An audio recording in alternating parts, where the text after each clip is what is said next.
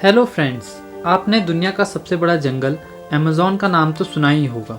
यह जंगल इतना बड़ा है कि इसमें भारत जैसे 2 देश आसानी से आ जाएं। दक्षिण अमेरिका से ब्राज़ील तक फैले इस जंगल के बारे में कहा जाता है, अगर यह कोई देश होता तो दुनिया का 9वां सबसे बड़ा देश होता।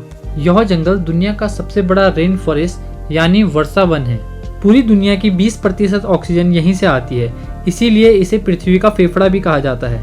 अमेज़न को दुनिया का सबसे खतरनाक जंगल भी कहा जाता है, क्योंकि अमेज़न का 75% हिस्सा आज तक कोई भी नहीं देख पाया है। यह जंगल इतना घना है कि सूरज की रोशनी जमीन तक भी नहीं पहुंच पाती है, और यहाँ इतने प्रकार के जीव जंतु, कीड़े मकोड़े, पेड़ पौधे पाए जाते हैं जितना पूरी दुनिया में कहीं नहीं पाए जाते हैं। इस जंगल में 17,000 से भी ज़्यादा प्रजाति के पेड़ पाए जाते हैं, 40,000 से ज़्यादा प्रजाति के पौधे पाए जाते हैं, 20,000 से ज़्यादा कीड़ों की प्रजातियां पाई जाती हैं तथा नदियों में 5,000 से ज़्यादा प्रकार की मछलियां पाई जाती हैं। आपको जानकर आश्चर्य होगा कि मकड़ियों की यहाँ 3,000 से भी ज़्यादा प्रजातियाँ पाई जाती हैं तथा यहाँ मेंढकों की 170 से भी ज़्यादा प्रजातियाँ पाई जाती हैं। सांपों की बात की जाए तो दुनिया के सबसे बड़े सांप एनाकोंडा भी इस जंगल में पाए जाते हैं। यह सांप ज़्यादातर दलदली इलाके में रहना पसंद करते हैं।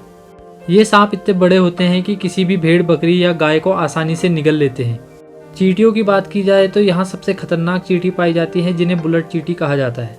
लोगों का कहना है कि अगर यह चींटी किसी को काट ले तो एक बुलेट लगने जितना दर्द होता है, और यह चींटी अगर किसी व्यक्ति को एक साथ काट ले तो उस व्यक्ति का बचना बहुत ही मुश्किल हो जाता है। मकड़ियों की बात की जाए तो यहाँ सबसे ज़्यादा जहरीली मकड़ियाँ पाई जाती हैं। इनमें से एक है ब्राज़ीलियन मकड़ी। यह मकड़ी जाला ना बनाकर ज़मीन में रहना पसंद करती है। ये मकड़ी शिकार करने के लिए केवल रात में ही निकलती हैं तथा इनके पास न्यूरोटॉक्सिक जहर भी पाया जाता है। इस जंगल में दुनिया की सबसे बड़ी मकड़ियाँ भी पाई जाती हैं, जिन्हें टेरेंटुला मकड़ियाँ कहा जाता है। यह मकड़ियाँ इतनी बड़ी होती हैं कि ये पक्षी का भी शिकार कर लेती हैं तथा इनके शरीर में बहुत ज़्यादा बाल पाए जाते हैं और ये देखने में बहुत डरावनी लगती है। इस जंगल में दुनिया की दूसरी सबसे बड़ी नदी है। यह नदी इतनी बड़ी है कि आज तक इसे कोई भी पूरी तरह से नहीं देख पाया है। यह नदी 6,400 किलोमीटर लंबी है और इसकी चौड़ाई की बात की जाए तो यह इतनी चौड़ी है कि एक सिरे से दूसरा सिरा दिखता ही नहीं है। इस नदी में कई प्रकार की मछलियाँ पाई जाती है, जिसमें पिराना मछली सबसे ज़्यादा घातक मानी जाती है। इस मछली की आज तक 30 प्रजातियाँ खोजी जा चुकी हैं। यह मीठे पानी की मछलियाँ होती हैं। इस मछली के साइज़ की बात की जाए तो यह 2 फीट से ज़्यादा नहीं बढ़ पाती। इस मछली को इसके नुकीले दांत सबसे ज़्यादा घातक बनाते हैं, क्योंकि यह कुछ ही समय में बड़े से बड़े जानवर को साफ कर देती है। दूसरी मछली की बात की जाए तो यह है एक इलेक्ट्रिक ईल। यह मछली अपने बॉडी से बिजली उत्पन्न करती है। वह खतरा आने पर बड़े से बड़े जानवर को बिजली के झटके देके मार सकती है। वैज्ञानिकों का मानना है कि यह करीबन 800 वोल्ट की बिजली उत्पन्न कर सकती है।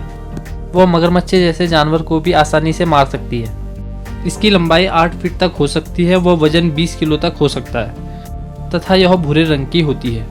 आपको जानकर आश्चर्य होगा कि इस जंगल में एक ऐसी नदी है जो हमेशा उबलती रहती है। यह नदी अमेज़न के पेरू जंगल में है। इसकी लंबाई 6 किलोमीटर व चौड़ाई 8 फीट की है। इसकी गहराई की बात की जाए तो यह 20 फीट गहरी है। वह इसका तापमान 80 से 100 डिग्री तक है। इस नदी को सबसे पहले एंड्रीज रूजो ने खोजा। पहले के लोग इसे काल्पनिक बातें माना करते थे, क्योंकि लोगों का मानना था कि ऐसी नदी सिर्फ ज्वालामुखी के आसपास ही हो सकती है। लेकिन अमेज़न के जंगल में कहीं भी ज्वालामुखी नहीं है। लेकिन 2011 में एंड्रीज रूजो ने इस नदी को खोजकर इस पर एक किताब भी लिखी, जिसका नाम है द बॉइलिंग रिवर। अमेज़न के इस जंगल में कुछ ऐसे पौधे भी हैं जो कीड़े मकोड़े व पक्षियों को भी खा लेते हैं। कुछ लोग का मानना है कि यहाँ ऐसे पौधे भी हो सकते हैं जो बड़े बड़े जानवरों को भी खा लेते हैं। इस जंगल में आज भी आदिवासियों की जनजातियाँ पाई जाती हैं, जिनका बाहरी लोगों से कोई भी संपर्क नहीं है। यह लोग बाहरी लोगों को देखते ही उन पर हमला कर देते हैं। कुछ लोग का मानना है कि यह लोग इंसानों को भी खा लेते हैं। लोगों को लगता है कि वह पृथ्वी के बारे में सब कुछ जान चुके हैं, लेकिन अभी भी बहुत कुछ बचा है जो मनुष्यों को जानना है।